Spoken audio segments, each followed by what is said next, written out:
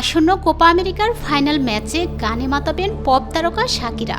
কোপার মঞ্চে এবারই প্রথম পারফর্ম করবেন এই পপ তারকা। দ্য নিউ ইয়র্ক টাইমসের প্রতিবেদন অনুযায়ী কনমেবল ঘোষণা করেছে আগামী 14 জুলাই ফাইনালের হাফ টাইমে পারফর্ম করবে শাকিরা।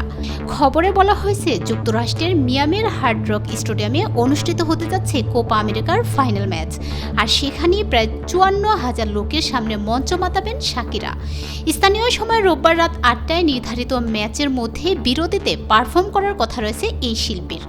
খবরে আরও বলা হয়েছে তার গানগুলো গ্রহের প্রতিটি কোণে গাওয়া হয় এবং সবাইকে নাচের তালে মাতিয়ে দিয়ে তার শিল্পীকে একটি বৈশ্বিক ঘটনায় রূপান্তর করে, যা সীমানা অতিক্রম করে লাখ লাখ মানুষ উপভোগ করে।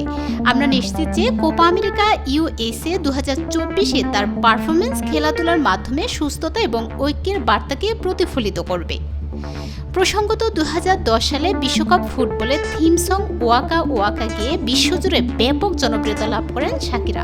গানটি এখনও ফুটবল প্রেমীদের মুখে মুখে।